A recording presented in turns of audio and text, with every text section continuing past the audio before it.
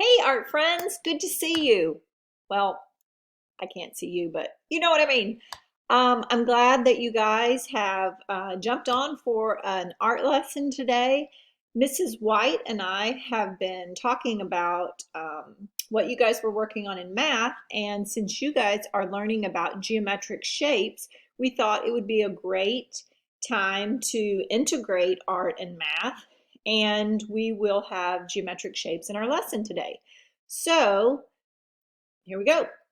So this week we're going to talk about the difference between organic and geometric shapes. Of course, you'll hear organic when you talk about food, meaning it's not grown with pesticides and whatnot. But in the context of art, what does organic versus geometric mean? So organic means that it's something from nature. It's free flowing and loose. You'll see shapes of animals, plants, flower petals, things like that. Those are all soft and kind of a flowing shape, and um, they're typically irregular, meaning not perfect, or asymmetrical, meaning that their balance is a different way. It's not the same exact thing on both sides. So in the opposite of that, then geometric shapes would be shapes that are very sharp and angular and perfect and kind of rigid, things that aren't found in nature. We typically create them with some sort of a tool, being a ruler or a compass or a protractor, all those math toys, if you will. So for geometric shapes, we think about circles and squares, rectangles, triangles. Those things all have, particular measurements. There's an exact formula to figure out how to find out all those things, and Mr. Weeks will be happy to share all that information with you, not Mrs. Heinzelman. So artists use shapes depending on or use kinds of shapes depending on the message or the kind of the intention of their artwork. If they're creating something that's soft and soothing and calming, they are more likely then to use organic shapes. If it is something that is, hard and rigid, geometric shapes. So today for your assignment, you guys are going to create a composition, meaning a piece of artwork, containing only geometric shapes. So to create those geometric shapes, you can trace items. This would be a square. It's perfectly equal on all sides. You can, your circles here, you can trace those. You also can just use a ruler and draw those out and measure them out and mark it that way. So for this project, you're going to need a ruler or a variety of shapes that you can trace, a pencil obviously to trace them with. If you have some tape, either the blue tape or washi tape, I'd really like for you to be able to tape your edge off on your paper. It just really creates a nice finish and a clean edge, which is awesome with the geometric shapes because it's kind of hard and rigid like the geometric shapes are. If you only have masking tape or scotch tape, then don't tape your work off because this kind of tape typically will tear your paper. So blue painter's tape or washi tape, or don't worry about the tape.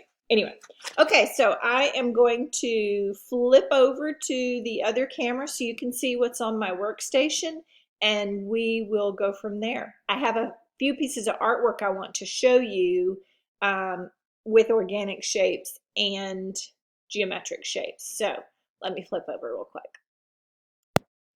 Okay, since I'm not super tech savvy, this seemed like the easiest way for me to do this. So here on the iPad, you'll see these shapes are labeled geometric. These would be man-made shapes, not shapes that you would naturally find, things in nature.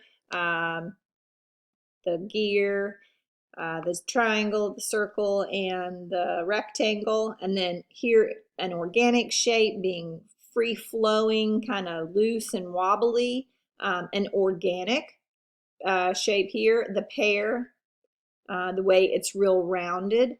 And this lamp, even though it is a man-made thing, we think about it as being geometric too, because this is machine-made. It's specific measurements and whatnot to create this. So we're going to look at some artists. Let's go here first. This is Mondrian, Piet Mondrian, and he created a lot of modern art using vertical and horizontal lines, creating all these different rectangles and squares, and he typically only used primary colors in his work. And you can see it feels hard. This is Paul Klee. The artist here is Paul Klee, and this would be a portrait using geometric shapes. So you have these hard edges, the circles are hard, it's all very rough. And if you compare that to, here we go, compare that to a portrait using organic natural shapes, you see such a difference. This is very soft, obviously more natural looking because it's not an abstract drawing, but anyway, you can see the difference in the feel for the artwork. That was about 100. This is another abstract. This is Kandinsky. He used lots of circles and these sharp lines and angles going through his artwork as well. Something that I think is really a great comparison of the two side by side is this lion.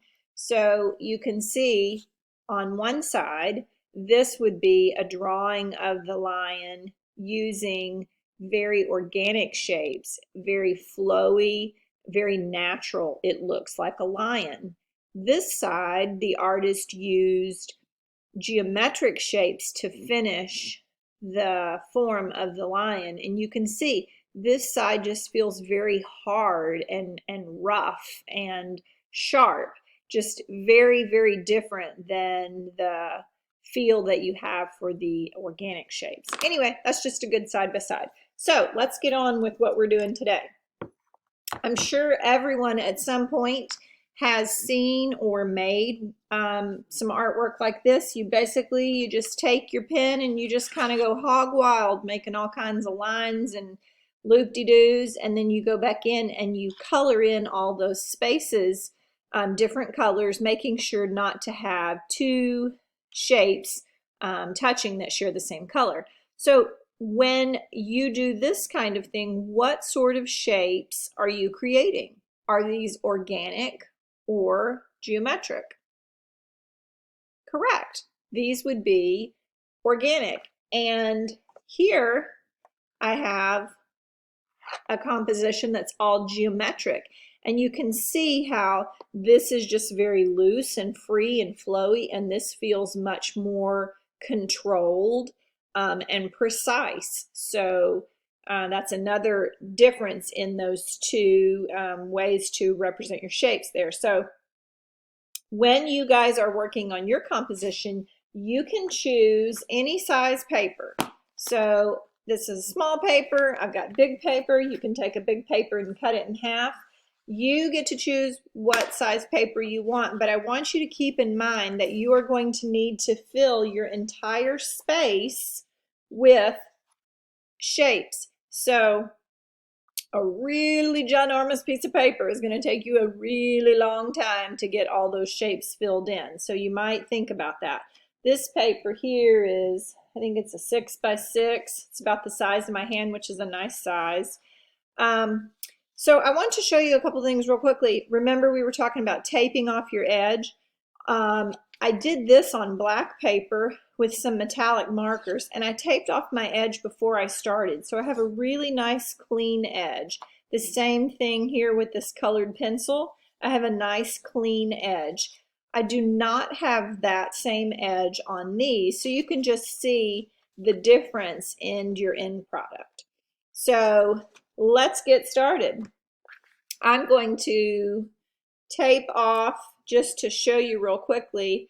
I think I'll just use the washi tape here. So I'm going to take the washi tape and I'm just going to stretch it the length of my paper, and I just line up my edge of my tape with the edge of my paper and rip and go. And it doesn't take long at all. And that's just going to give you a nice clean edge. When you're finished laying down all your color, you just pull your tape up carefully and you'll have that nice clean edge.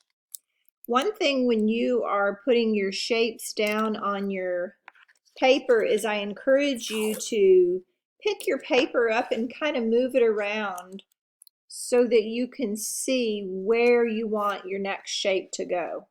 My tape kind of wrinkled up there, but it's okay.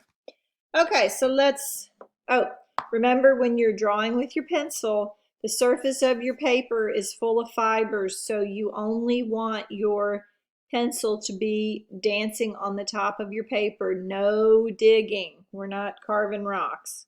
So I'm just going to go in and I'm just going to trace some of my circles, various sizes. And the fun thing that you can do, whether your paper is taped or not, I encourage you to go off the edge. It just creates a nice feel of movement in your artwork, that things are still moving. They're not static. They are moving. So now let's get some sharp angles going here. And I'm overlapping. That's my big thing I'm working on here, is some good overlapping. This isn't tracing very well. I think I'll do it this way. So you just want to go around. Think about your elements of art. So lines, once they close, they turn into shapes. That is correct. So we are going to focus on shape and color. I'm going to clean that up right there. We're going to focus on shape and color. Space, because we want to use all our space on our paper. We want to fill it. But we're not going to be so concerned with form, because these shapes are just two-dimensional. We're just going to have some height and width on them.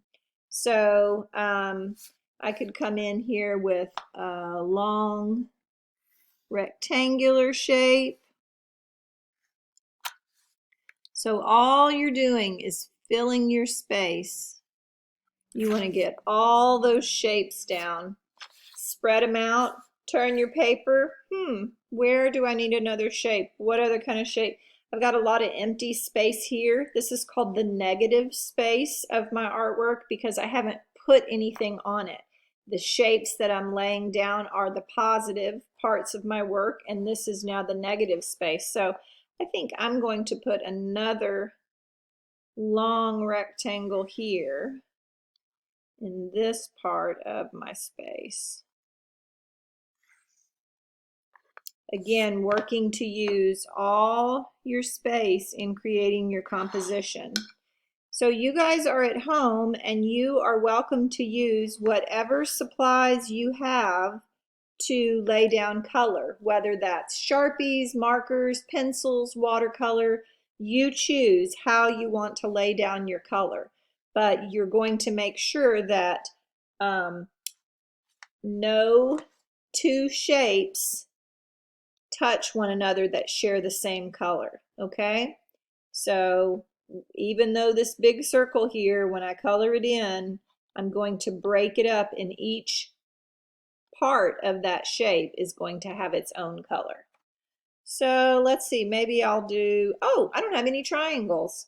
I actually have this nice triangular block that I could use.